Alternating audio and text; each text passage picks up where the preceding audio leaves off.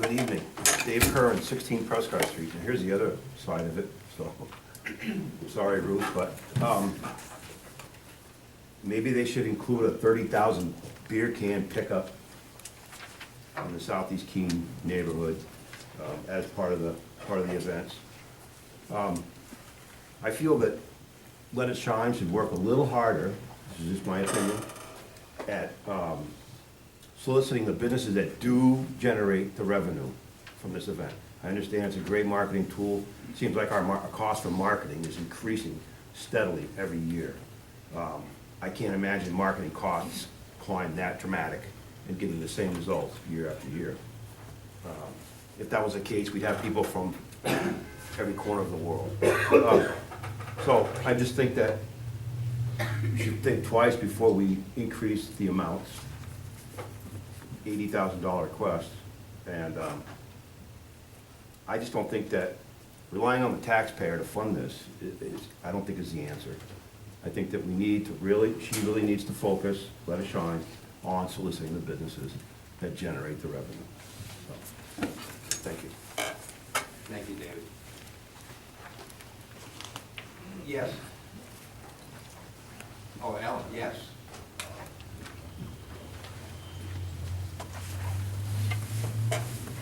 Good evening, Alan Stroshine, 27 Salisbury Road, and representing the Keene City Rotary Club. I'm here on behalf of the Rotary Club to thank you for your support last year. We take with great pride and as an honor to be recognized, our Clarence Tomorrow Marathon to be recognized as a city community event, and we're grateful for the proposed continued support this year. Just as an update, Rotary International, which is the single largest social service social club in the world with over 1.2 million members, recognized the Elm City Rotary Club just this morning for an outstanding achievement award with our Kids Tomorrow program.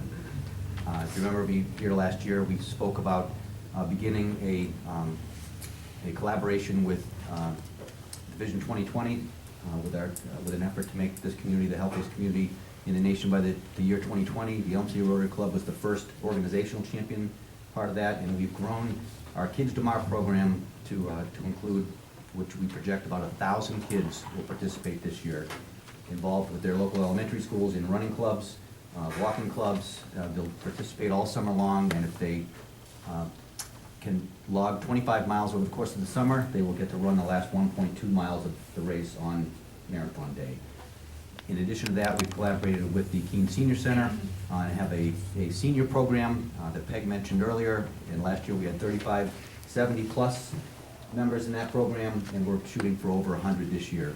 So while the marathon itself is the main event, and we expect to welcome 500 to 600 people from around the country and the world to Keene to run the marathon, it's really become a platform for what has become our signature community service project.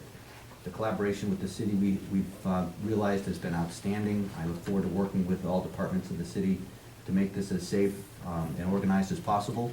And again, only want to thank you for your support, and hope it continues. Any questions? Thank you, Al. Thank you. Yes, ma'am.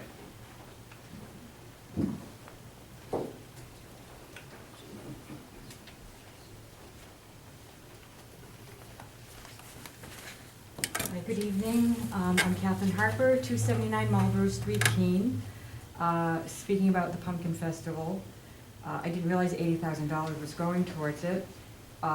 Personally, I liked it a lot better when it was a lot smaller. I sort of live in the epicenter of the whole thing, living on Marlborough Street, and I feel like our part of town is disproportionately affected by the Pumpkin Festival. We experience the negative effects. I can hardly get out of my driveway, and we do have trash on our lawns, lots of noise. And I guess I question, what kind of marketing are we trying to do, really? Are we trying to attract new business to Keene by holding the Pumpkin Festival? I don't know. I just question whether it's worth all that money. I think it's too much, really. And I've left town the last couple of years because I don't want to be affected by it. It's just not a good thing for us. So Thank you. Thank you, Kathy. Perspective. Yes, sir.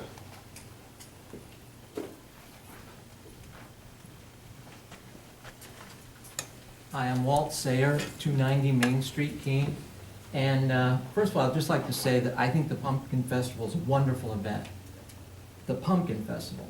But I have two concerns about it. Number one, the way it's funded. I do not believe the city should pay even $1 to fund it. I think that there should be an admission charge. I think there should be admission charge for people coming in, small, and I think that could fund it so that the city would not be burdened by it. Also, the businesses that are affected by that should also pay possibly a small fee. But I think if you charge an admission fee, that it would take, all of the problems of funding it would take care of itself.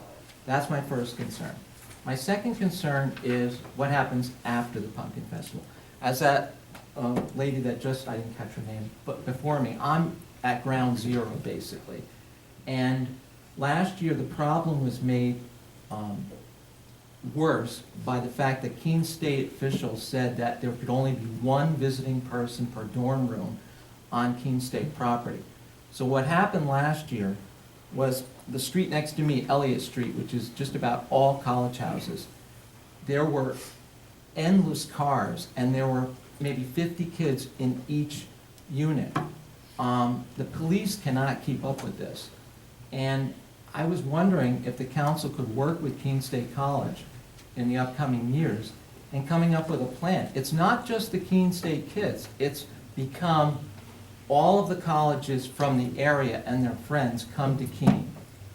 Because if it was just Keene State, there would not be any kind of problem, I don't think. I mean, there'd be a small problem. And I understand last year it was fairly successful having some of the Keene State kids clean up after the pumpkins. That was good. And that's a good step in the right direction. But it's all the other college kids coming into Keene to visit their friends. That's the problem. And, you know, all hours of the night, the police for the last 2 years say they cannot keep up with it. It's like a quote, you can take this for what it is, it was like a war zone. So I would really like the council to really work with Keene State College and say, what are we gonna do about this? Are we gonna let other college kids come into our town, take it over from like 11 p.m. to 3 or 4 a.m. in the morning? I mean, I think we really have to do that. Thank you for listening. Thank you. Is there anyone else who wishes to address either the outside agencies or the community events? Councilor Manwaring? I just have a question. I see that there are some members from the Conservation Commission here, and they have a request. Does that come under this area, or do you want it under the planning department? Actually, it falls under this budget. The Regional Planning Commission, the Zoning Board, the Planning Board, the Conservation Commission, the Heritage Commission, the Garden City Committee, the Historic District Commission, the Cities for Climate Protection, Arts Alive, Veterans Council, and the Chamber of Commerce all fall into this section. So if anybody wishes to address any of those items, this is an opportunity. My name is Peter Wright. I live at 42 Portland Street, and I've been a resident of Keene all my life and was a former chairman of the Conservation Commission about 40 years ago, and I'm currently a member. And as far as I know, the Conservation Commission has never had a steady budget that could rely on, other than perhaps $3,000 or $4,000 for meetings and expenses for trips, that type of thing. I think we need this money so that we can properly plan for our future, and I think it's really behooves the city to make a commitment to the conservation lands and the conservation policies of the city. some of the things that we do need money for are administrative costs of conservation easements, stewardship costs of maintaining conservation lands, such as Beaver Brook and Goose Pond. Increased demands for funds. Last year we were able to, because of the money we had in the land use tax fund, we were able to donate a sizable amount of money to the Keene Middle School project, wetlands project. It was, I think, over $25,000 just for that one project. And we've also had expenses in connection with the Keene Swansea interconnectivity of the conservation lands between the two towns. We've also had expenses for the Ashland River Dam, the dwarf wedge mussel studies, and we have costs of natural resource inventories for land use management plans, and we just need to have some sort of a predictable amount that we can depend on year after year, and it's something I think that's long overdue. Thank you. Thank you, Peter. Anyone else wish to address this section of the budget? Ed?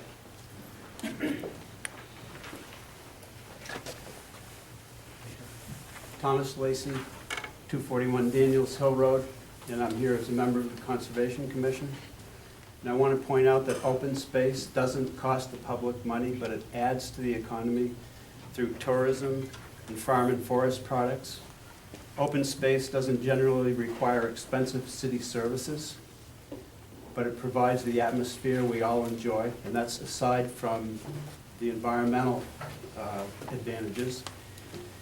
Funding the Land Use Change Tax Fund will allow the Conservation Commission and the City of Keene to take advantage of opportunities at protecting open space when they appear. You never know when they're going to appear. The most recent one was the corridor of 600 acres, a lot of which is in Keene, which is going to go down through Swansea and Chesterfield. So huge batch of land. And this is a relatively small amount of money that we're requesting every year, and when conservation efforts do appear, quite often they're leveraged significantly. So you can have